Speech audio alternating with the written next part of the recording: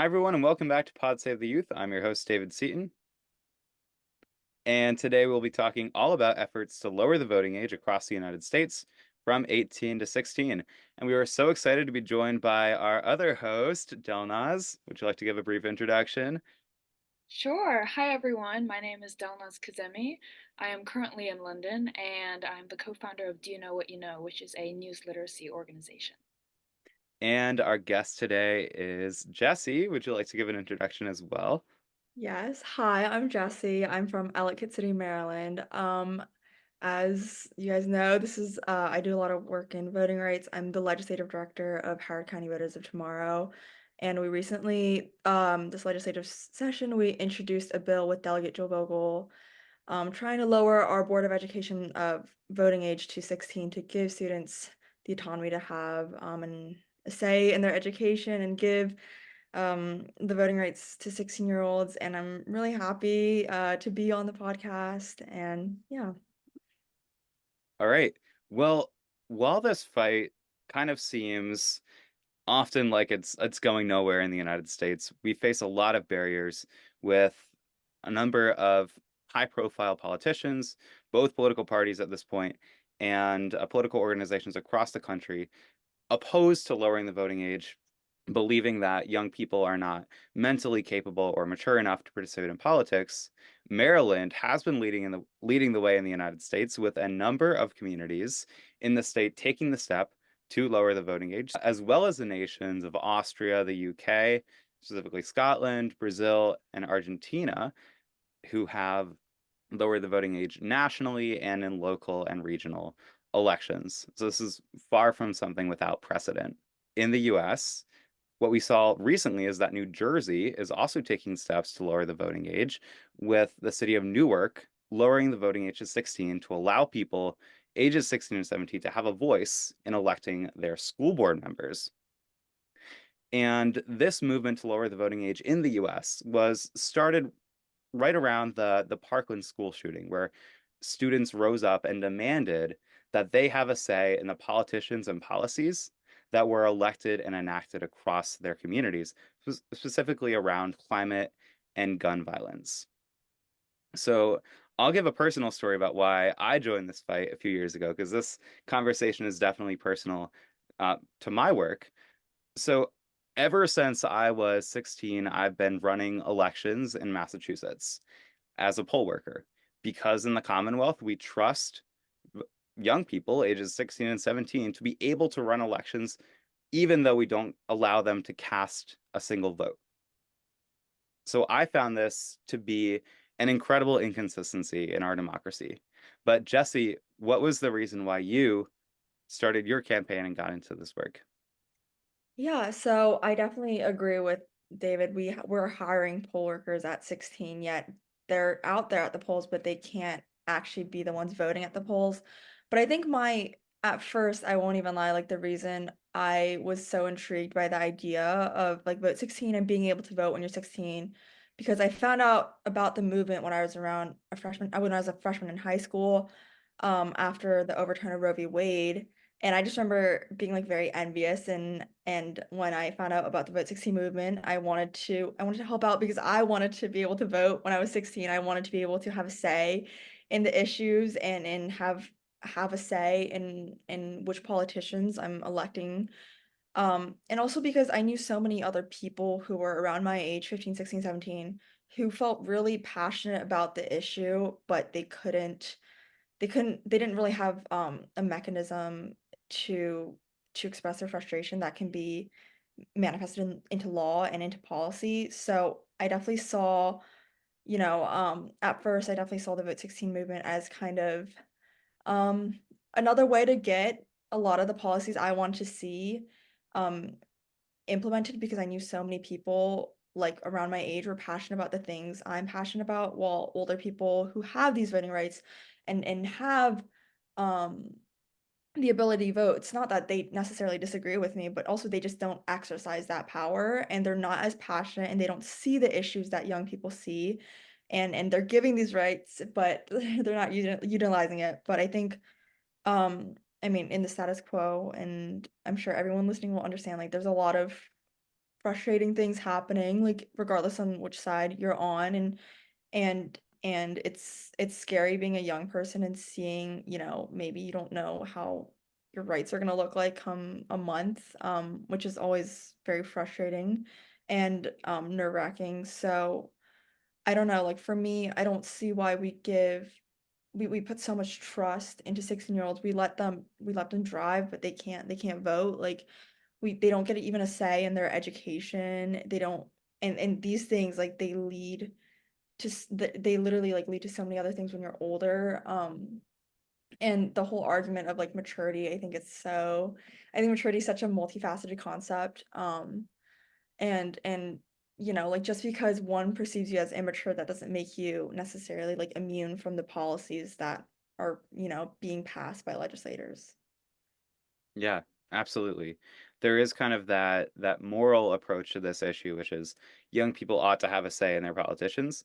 And then there also is evidence at the same time that advocates can use to say, well, here are some communities that have enacted this policy and we've seen positive results so far.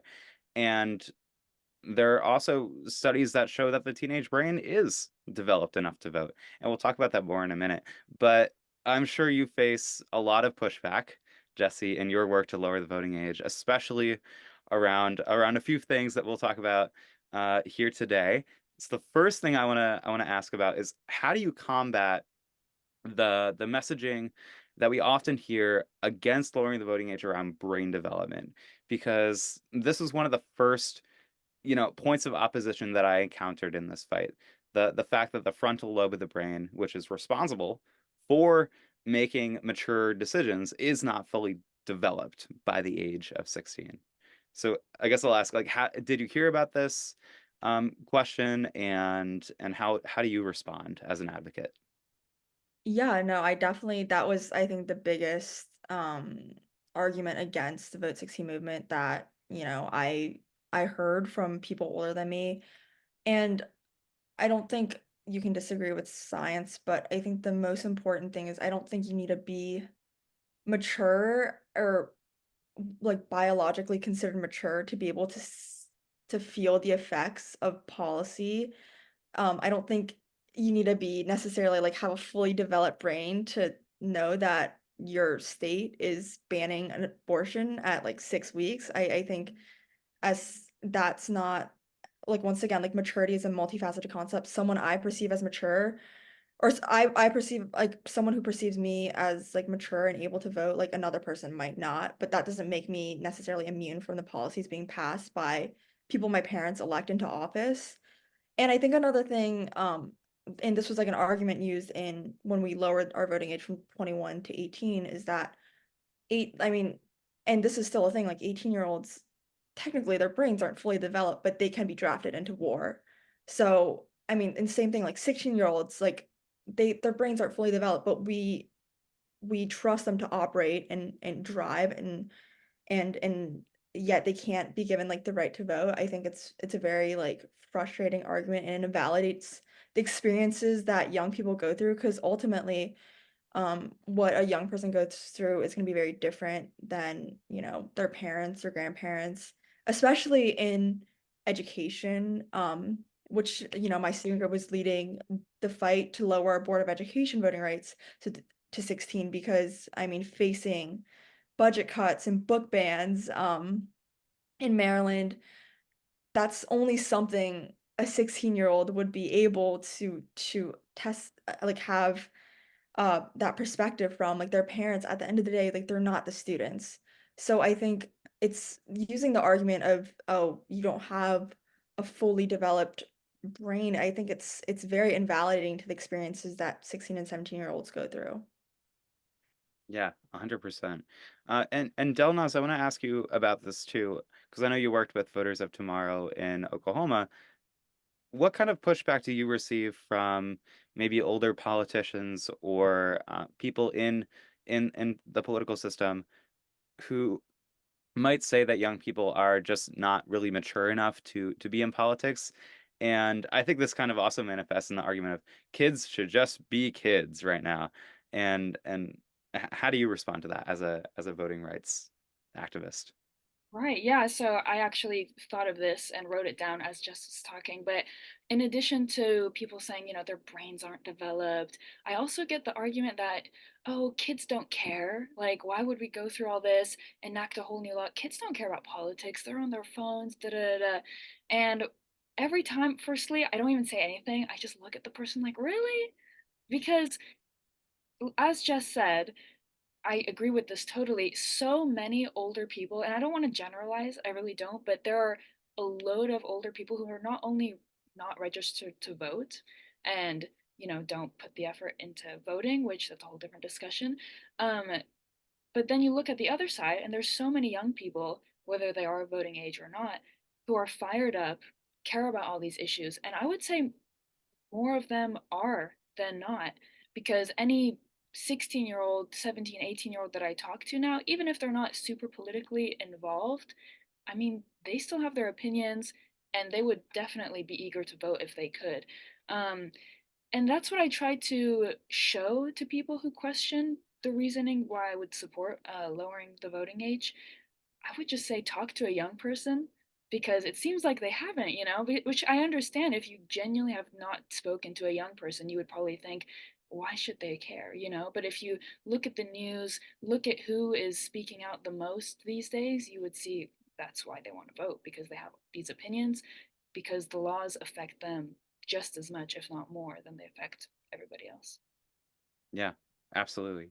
Um, I've recently kind of had to respond to this question a lot in my work, and what I've said recently to this question has been the fact that when we consider how to make mature decisions as a young person, we have to consider the difference between like hot cognition and cold cognition. And hot cognition is the ability to make a decision that's under peer pressure, that's based out of impulse. And this has been shown to be the kind of decision that a 16 or 17-year-old struggles to make responsibly. At the same time, there's another type of decision that's made under what is called cold cognition, that is the ability to make a decision that's not influenced by peers, that's private, that's in a situation like a voting booth, where someone's not making a decision that's really physical. And, as I said, is not based on any sort of like impulsive action. And it's very similar to the ability to pick a right answer on a test. And once I make that connection, that like young people are able to go to school and we don't like handle that irresponsibly most of the time, I think that kind of opens the door to have people be a little more open to saying like, okay, well, young people are mature enough to do some important things in society that we really care about, and gets the ball moving on a conversation that could be about enfranchisement down the line. So another argument that I often hear against lowering the voting age is that young people are still living with their parents, and their votes would basically be as proxies for adults, right? Have either of you heard this argument about either lowering the voting age or politics and youth generally? And how do you respond? Yeah, I could start this one. This is another argument I think I probably get um as much, if not more, than what we discussed earlier. And I think it's important to realize that the Vote 16 movement, we're not forcing all 16-year-olds, 16, 17-year-olds to vote. I think that's where the root of the issue is. The amount of legislators and lobbyists and adult organizers I've talked to that have said like, oh, they're just gonna cast what their parents vote for. Like they I think they see it as like 16 and 17 years olds are being forced against their will to vote. And when they're in those booths, they're like, oh my God, like let me think of what my mom like said. Like I think it's very important that in order to vote, like you have to go through a process, like Delnaz said, you have to register to vote, which so many adults are not registered to vote, but you have to take that initiative to register to vote, to drive yourself to the polls or to fill in that ballot, which I mean, I think all three of us are very passionate about voting, and therefore we don't really see it as like a chore. But so many people will see that as a chore, and I think to go through that process, like you have like some desire to vote, and you have, I mean, I believe that like at 16 and 17 you have, the skills to independently think and to see things for yourself and make your own judgments. And I think that argument is so frustrating because I guess that argument would make sense in a world where we're forcing 16 and 17-year-olds, like by lowering the voting age, like 16 and 17-year-olds are like required to vote, mandated to vote. And in that case, okay, fine, like maybe they will be taking the stance of their parents because unfortunately, I think youth civic engagement, there isn't a huge culture in places, and there isn't a lot of education about, what's going on and what elections are happening in their area. But regardless, 16 and 17-year-olds, by giving them the voting rights and giving them the ability to vote, they still have to take initiative. And I think the people who are going to do that and take that step to register themselves and fill out that ballot are the people who can make decisions for themselves and not based on what their parents are saying. Yeah, and how I would respond is very similar to what you said. The kids or kids, teenagers who would be voting are the ones who have the strong political opinions. Let's be honest. Even like you said, it's unfortunate, but even the young people who are voting now, the ones who don't have opinions typically aren't going to go and vote because they're not. It just makes sense. But those who do, for example, you mentioned yourself, right? You have these opinions, these passions, and you go out and you make your own decisions based on what you've seen, what you've experienced. I feel like someone who is genuinely involved and passionate wouldn't just listen to their parents, for example, and go repeat that. It just doesn't make sense to me, the argument, but I do hear it all the time. And also, teenagers have the tendency to be rebels, especially those who have strong opinions. So I don't see why a person who is politically involved, again, I'm repeating myself, but it's just, I have to put it out there. Why would they go and repeat what their parents are doing if they're so passionate in what they're voting for? Yeah, absolutely. I mean, at town meeting, this came up, and in Massachusetts, I should preface all of this by saying everything has to come to a vote. Any change in policy has to come to a vote in the town by citizens, direct democracy, and it derives from the Puritans. But that's how we've been working to lower the voting age here. And this argument definitely came up that, like, when do we hear about teenagers simply obeying their parents in media? Like, never, because it doesn't happen. It doesn't work like that. Teenagers are able to make their own decisions, whether responsible or irresponsible. And that's well known, and I don't think anyone should be questioning that. Um, at the same time, like I totally also hear what Jesse you're saying. Like young people are not the ones who are going to be controlling elections. They're going to have a voice if we lower the voting age, right? It's giving us an ability to influence policy, not to single-handedly control it. And can I just say, sorry, Something like you but said. as you said, it's giving us a voice, and it says a lot that people are so threatened by that. Just given Exactly. what it says. Exactly. Probably the most common argument I hear in opposition to lowering the voting age is that young people don't pay property taxes. As a property owner, who pays a significant portion to a tax bill, we've got a little bit of skin in the game. So to have high school kids who might have a whole different perspective or even a need or a want that they could control at town meeting without having the debt on the other side of that is a concern to me. I think I can speak to your concern about property taxes. There are a lot of residents of West Newbury that are able to vote and don't pay property taxes. Someone who's 18 years old who maybe goes to college and lives with their parents is not directly paying property taxes. And still we trust them to be able to vote. We trust them to be responsible decision makers in our town. And that goes for someone who might rent a home. And I think if we're using that as our standard for who qualifies as a responsible voter, I think a lot more people could be cut out of the political process. In Massachusetts and across the country, we eliminated the property requirement for voting during the Jacksonian era in the 1800s. And right now, we trust people who are 18 and over, who are students in high school or college, as well as renters, to vote without paying property taxes. So I think there's a lot of arguments you can use to oppose, that point of view. Yeah, I actually don't hear this argument that much, which I'm surprised because I remember I saw a clip of you, David, responding, and I was like, wow, like what an accusation.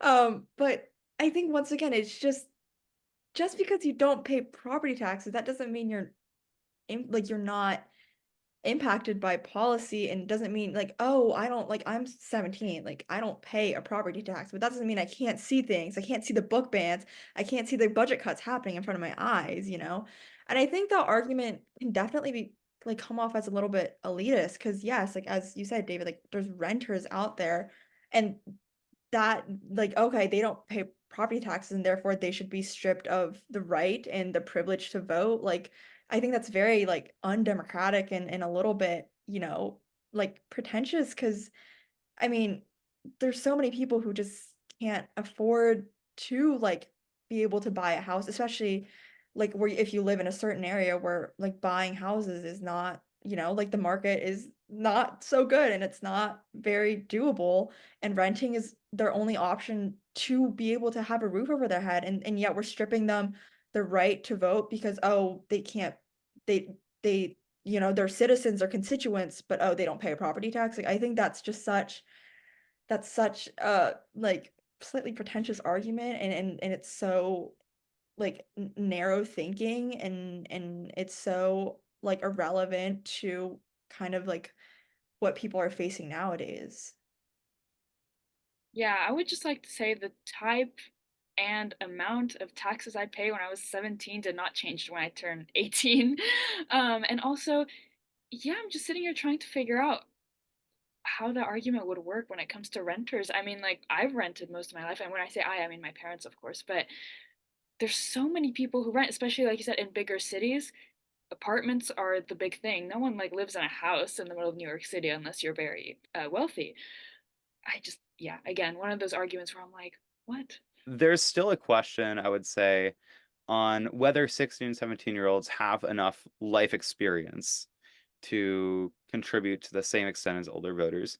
And I usually say to this that young people might not have the same life experience. We have equally valid and valuable experiences that older people don't have to deal with in this country and in this electorate right now. So I think we have a clip of me responding to this that I'm going to play for you. I understand that all the stuff about brain development, but I don't think that you can really accelerate the life experience curve in the same way. I would say that the fact that we have the lived experience of being the generation that will have to live the longest with the consequences of the decisions that we make today on climate, on taxes, on whatever the issue may be. We deserve to have a voice in our future. And that's why I support this article. So how do you respond to the argument of life experience? And I know we kind of touched on this before, but any further thoughts? Yeah, similar to the taxes, I don't think my experience vastly changed when I turned 18, first of all. And also, the experience that you have growing up is extremely valuable when it comes to political opinions. Three things that I can think of: book bans, climate change, school shootings. I mean, who is that affecting mostly, right? Just putting that out there. Again, it just doesn't make sense that you can say someone's life experiences are more valuable, hold more weight than a different group's. Yeah, and just adding on to Delnaz, like I think I think I think there's something like great with having multiple like different life experiences like and having people with different life experiences be able to vote. I think it provides like a very diverse perspective in the ballot and in our policy. And I think if we all had like the same life experience, it'll be like that's boring. Like, we won't learn any. I think I learned so much from hearing about other people's life experiences. And I think all of us here as young people, we like older people all would put us all in the same like bracket of, oh, not enough life experience. But I think all three of us have extremely, extremely different life experiences, even though we're all like within a couple years of age with each other. But that doesn't make my vote more important than David's, like that's just not how it works. And like Delana said, like just because you're older and you have quote unquote more life experience or more important life experience, that doesn't make your vote any more important or any more like valid. So yeah, I think once again that's a very invalidating argument, and it's another and it's another attempt to kind of dismantle the Vote 16 movement. Sorry, if I could add on to just elaborate a bit on what I said when I mentioned book bans, all these things. If you ask, like, a parent, if you're, for example, like 18 and you ask your parent, these types of really aggressive book bans weren't a thing. Of course, like, it fluctuates, but it's happening now when our generation is in school, where all these books are being banned, for example, and teachers are being attacked by officials. So I would say it's incredibly important for kids who are in high school now to be able to use their voice. But yeah, just wanted to elaborate. And at the same time, like you said about book bans, abortion rights are getting eliminated across the country in the US right now. And this generation has less rights than our parents and our grandparents did.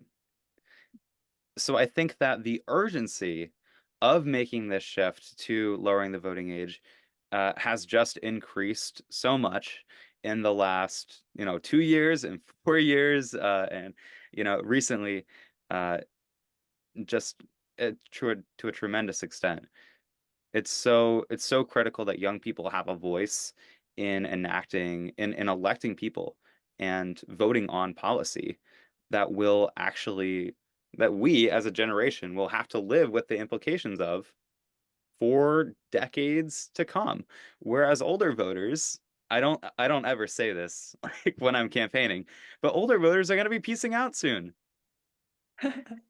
It's And we're true. going to I have to mean, live with the consequences of their decisions.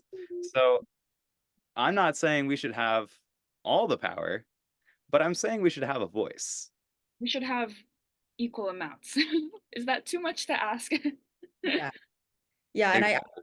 and I like I remember I read this article, but it was talking about how like the youth activism label and putting youth in front of youth activism can kind of come off as slightly invalidating because and I definitely like I think all three of us as youth organizers, youth activists have been told like, oh, you're so mature, you're so bright, you're so young, and here you are advocating for such important issues, and it's like wow, it's like so impressive. But for me, I always thought it's like, yes, I'm young, but I'm not doing this. I'm not advocating for voting rights. I'm not advocating for abortion rights or things I believe in because I want to come off as impressive. Like, no, I'm advocating because I have no choice. Like I'm advocating for gun legislation and gun control, not because I want to come off as impressive, but because I want to go to school without fearing that someone is going to bring a gun to school. And that's another thing. It's like I only like compared to my mom, like, yeah, she's like been living in America for so much longer than I have like been born and and she said, ever since I turned like 14, so much more has happened within 3 years of my life than she has experienced in her like 20 plus years in America. And yes, nowadays I have less with the increase in abortion limitations, like I'm having less rights to like my body than my mother would have. And yeah, like sure, we don't have the amount of same amount of I don't have the same amount of like life experience in years as my mother did, but I am facing like change, fast sweeping change in our policies that she never really had to deal with in such a short span of time. And yes, like I would have to face the consequences and implications of that legislation for so much longer than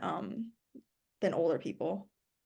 a personal question. Do you ever hear that you're the exception and that we don't really reflect the vast majority of teenagers and young people?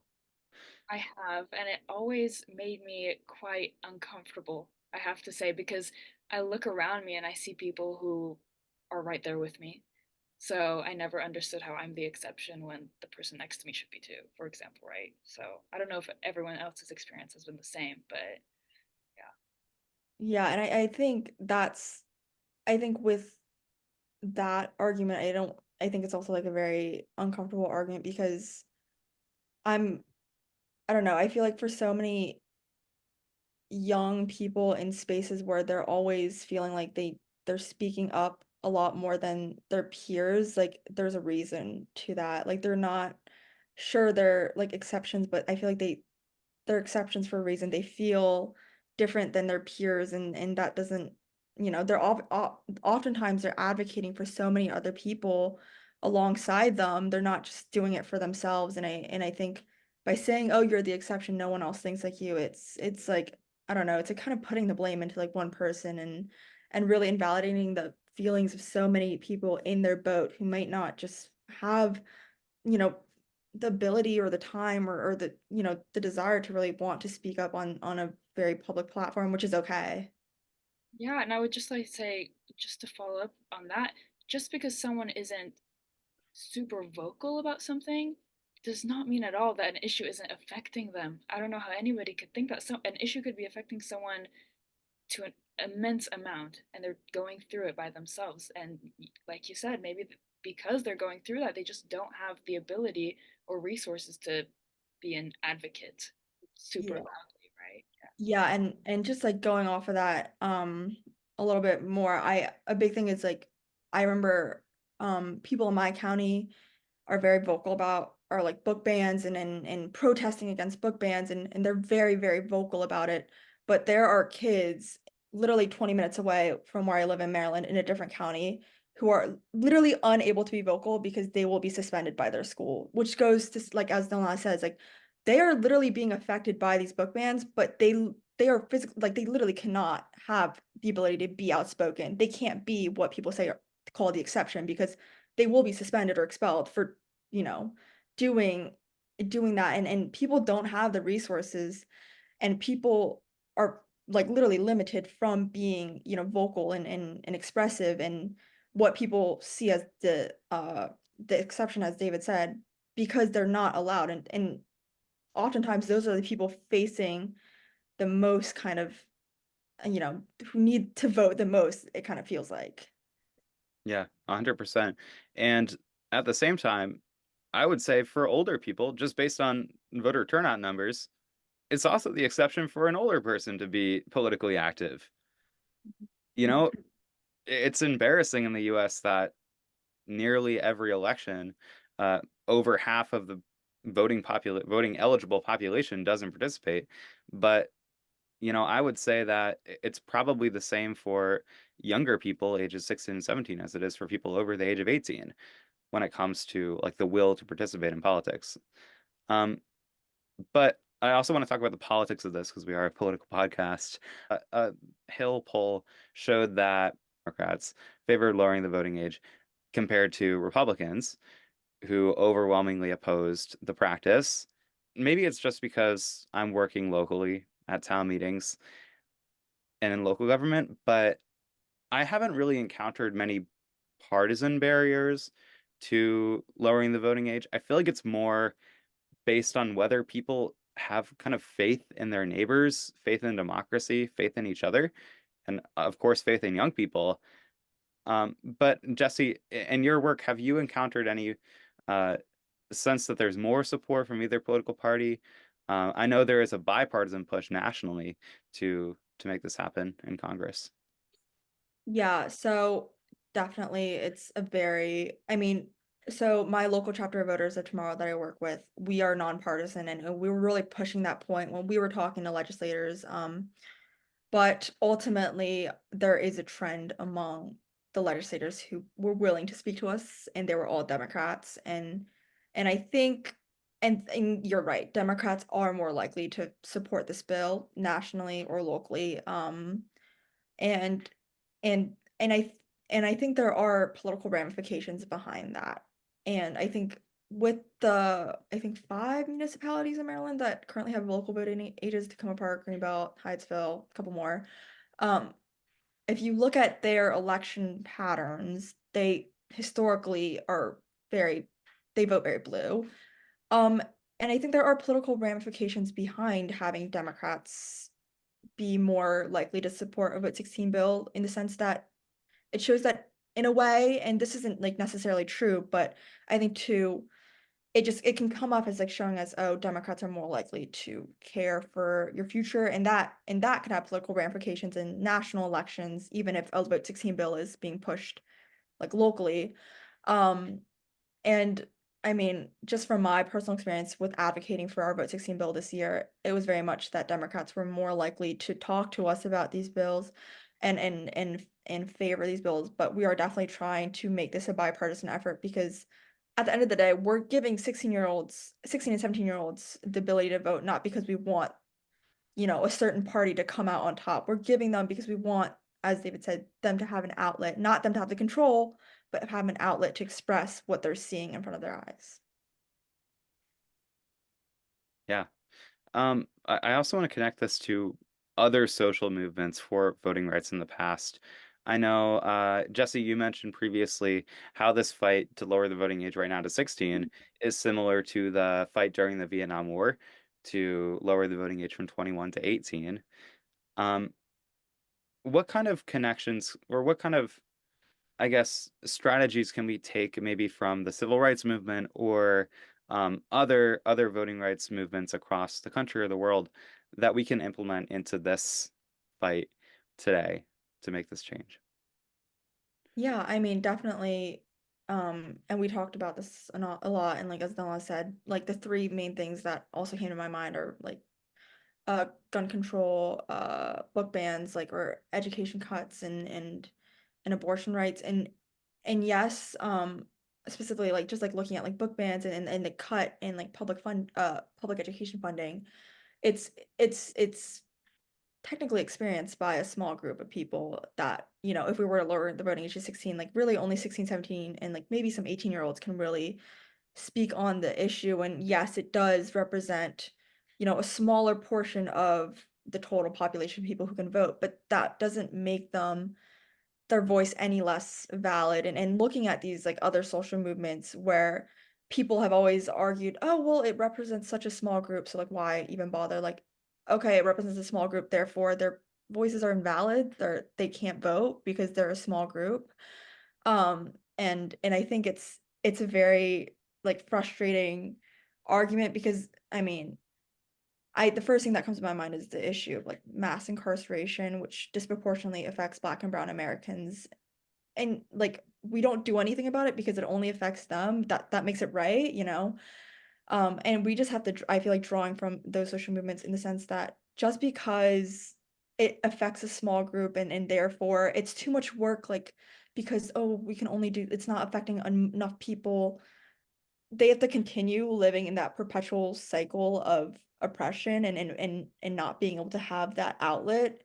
And that's how we like, by taking away their voting rights, that's how we keep them in this cycle. And by taking away, and not giving the power to 16, 17, and 16 and 17-year-olds, like, you are setting up their future for failure, ultimately, is what I think. And it's an argument that we need to drive home to legislators on both sides of the aisle, and to older policymakers who use arguments such as property taxes and immaturity, and driving home the point that yes, 16 and 17-year-olds, they might represent a smaller, they might have like more radical or more extreme opinions, and they represent a small minority of voices, but that doesn't make anything they feel or anything they want seen like any less important. And by supporting them, that's how we and with older people supporting this bill, that's how you're sending the message to us young people that you care about our future. Mhm. Yeah, Yeah. and I would just say, sorry, David. Um, going back to everything we talked about, the immaturity argument, the kids not caring argument, all of these things, like I said before, whenever I asked, have you talked to a young person? If older political officials, for example, or any leader sits down and talks to youth activists, or any student or young person who is passionate about issues going on, they would immediately realize, oh wait, all those arguments that I had were wrong. And that's what I see when I sit down and talk to someone. They're like, oh, like you actually know what you're talking about. And it's not that I know what I'm talking about, in the sense that like I'm smart or whatever. It's just that I care about these issues. I did my research and I would be able to make a reasonable decision. And I think that's what they think we can't do. Just the problem. Yeah. And I would say like this conversation is fundamentally a conversation about power. And that's the same as other movements throughout history about voting rights, right? It is one group who is enfranchised feels like they will lose something, lose some amount of their power if they give voting rights to another group. And then these arguments come up where the enfranchised group, in this case, older voters, will say, young people are irresponsible, they're inexperienced, they're, not developed enough, they don't have a stake in this process. And I would say that the arguments are fundamentally just based on the fact that this group knows that they will lose some amount of their power. Not all of their power, but some amount of their power. And they're going to have to work harder if they want to get their policies and their agenda passed. If more people who disagree with them, who may disagree with them, are enfranchised. And I think this definitely leads into my last thing here, which is where do we go from here?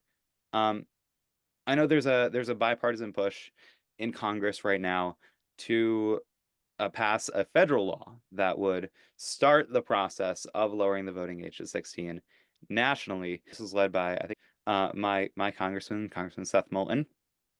And their argument is that at the national level is actually the best place to lower the voting age because, as James Madison laid out in Federalist 10, a powerful faction, if they are, if young people are classified as a powerful faction, that is more radical than the rest of the voting bloc, then they'll be balanced out in a large country. Which, I mean, I don't think we have to be balanced out, but I would kind of agree with that. So I agree with this push nationally. But as I said at the beginning of the episode, there's also been a push in specifically school board elections to give young people a voice in the thing that affects them the most, education and our educational system, which I certainly agree with as well. And of course, your push, Jessie, is at a statewide level. So Jessie and Delnaz, you can talk about this. Where does this movement go from here, and what level of government do you think is the most important to push for? I could start off with this one. Yeah, I think it's hilarious that you brought up Federalist 10, given that the AP Gov exam is tomorrow. Um, but yeah, I definitely never even thought about the argument how, yes, as a younger, quote unquote, more radical, powerful, like radical extreme faction that we can be balanced out in a national level. I never really thought of it like that, and I think it's a very interesting point. But I think the biggest first step is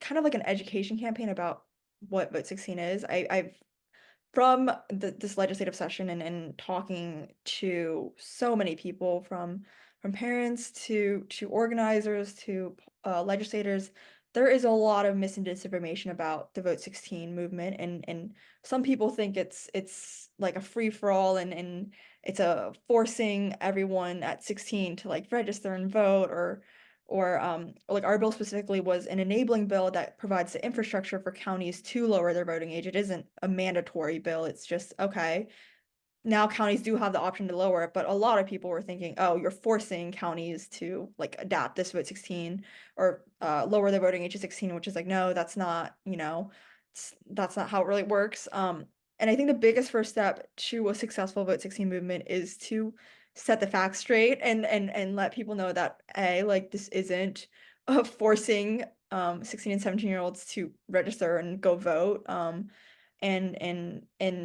really driving home the point that this is bipartisan. And that teens who feel strongly on anywhere on the political spectrum, just because they see or feel about an issue in one way, that doesn't mean that they're not going to be able to vote. I think that was a very common misconception for some reason.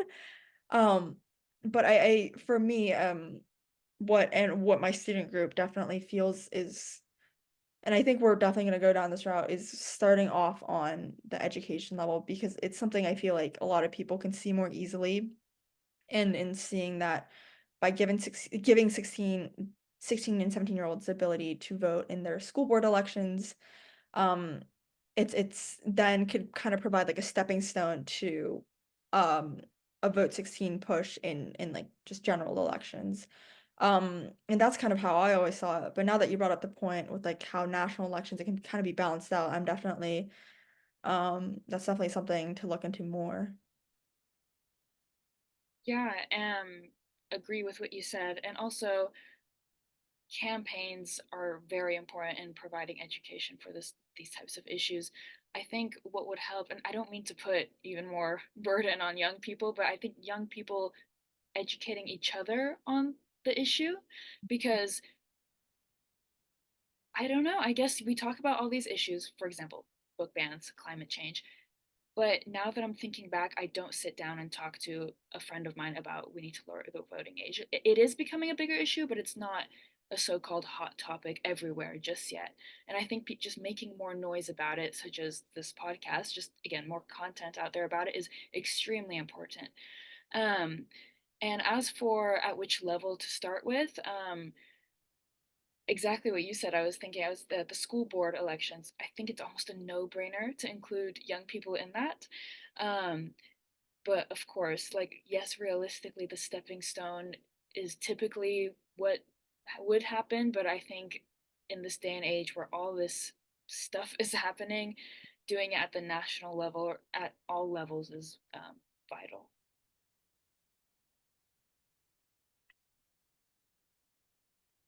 Oh, David, I think you're muted. Good. Yeah, okay, sorry. So my push to lower the voting age in Massachusetts has sort of wrapped up for this year, largely unsuccessfully, unfortunately, um, at the town meeting level. But Jesse, what is the status of your bill in Maryland, and how can people get involved if they want to help you out?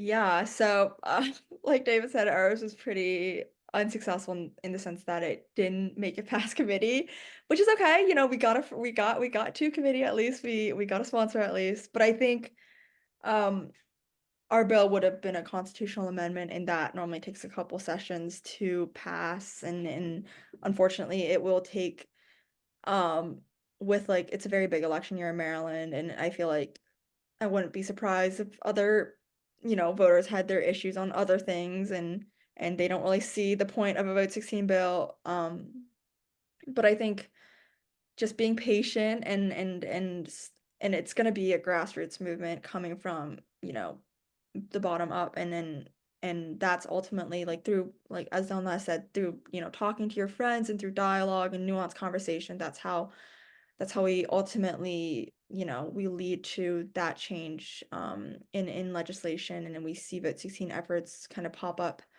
everywhere.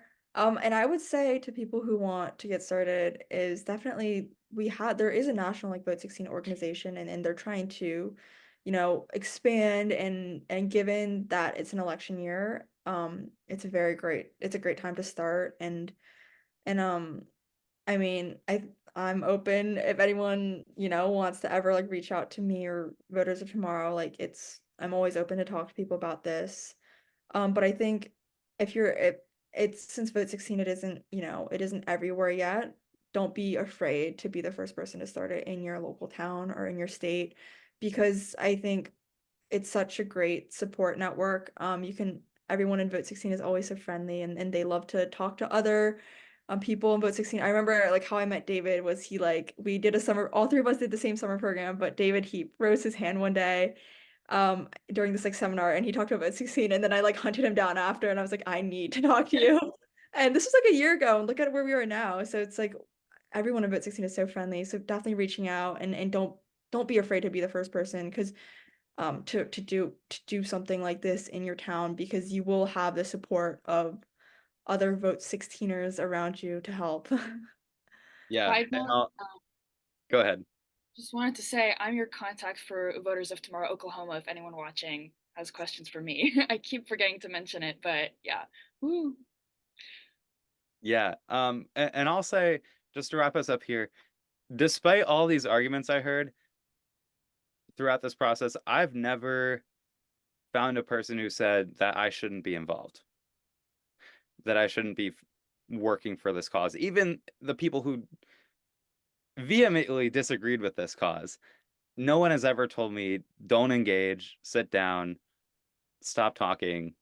And maybe that's like my privilege as like a white man in this process, but uh, I think generally for young people, local government is just people in local government are more than welcome, are more than happy to see young people like engaging in the system, and even if they disagree with you, like keep fighting, keep working, and people are gonna be happy to see that you're engaged, even if they see you as an exception.